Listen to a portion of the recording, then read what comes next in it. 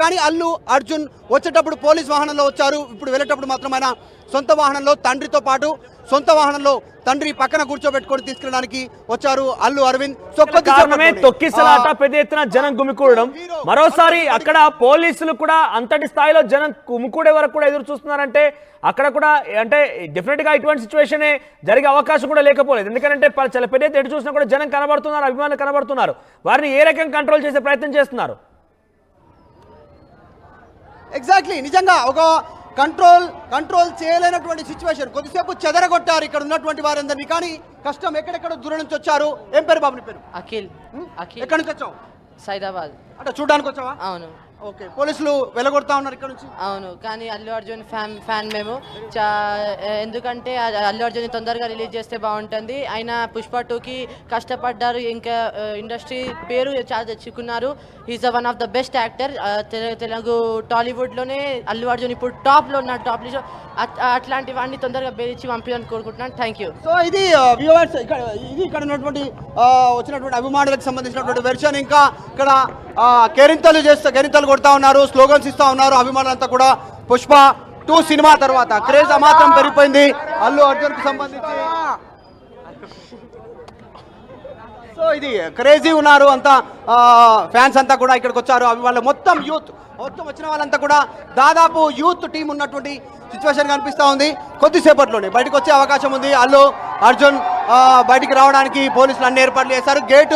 Gate దగ్గర మొత్తం police సంబంధించినటువంటి సిబ్బంది భద్రత ఏర్పాటు చేశారు. కొద్దిసేపట్లోనే ఇక్కడికి వచ్చే అవకాశం ఉంది. కెరింతలు కొడతా ఉన్నారు, డాన్సులు చేస్తూ ఉన్నారు. వీళ్ళంతా కూడా పుష్పకి సంబంధించినటువంటి డైలాగ్స్ చెప్తూ తగ్గేదేలే జుకేంగేనే అంటూ డైలాగ్స్ చెప్తూ వీళ్ళంతా కూడా క్రేజీ సిచ్యువేషన్ ఇక్కడ కనిపిస్తూ ఉంది. సో కొద్దిసేపట్లోనే అల్లు అర్జున్ బయటికి రానున్నారు.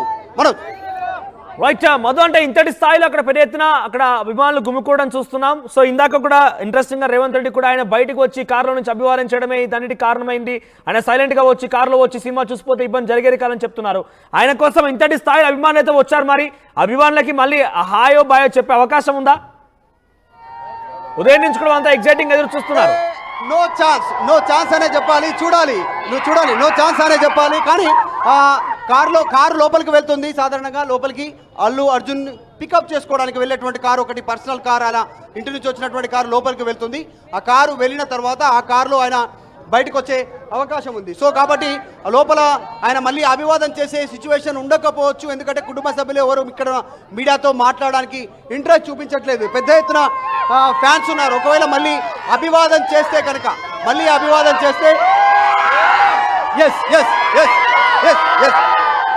ఒకవేళ అభివాదం చేస్తే మళ్ళీ సిచ్యువేషన్ అన్కంట్రోలబుల్ ఉండేటువంటి అవకాశం ఉంటుంది. కాబట్టి అభివాదం చేయకపోవచ్చు, డైరెక్ట్ గా వెళ్ళే అవకాశం ఉంది. పెద్ద ఎత్తున క్రేజీ ఉన్నారు ఇక్కడ ఉన్నటువంటి ఫ్యాన్స్ అంతా. రైట్ మధు, ఇక్కడ మీ చుట్టూ కనబడే వాళ్ళంతా కూడా చిన్న పిల్లలే, వాళ్ళంతా కూడా అంత స్కూల్కి వెళ్ళే వయసు ఉన్న వాళ్ళే, చిన్న పిల్లలే.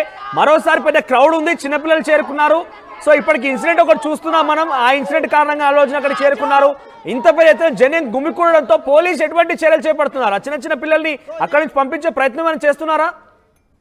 వీళ్ళంతా కూడా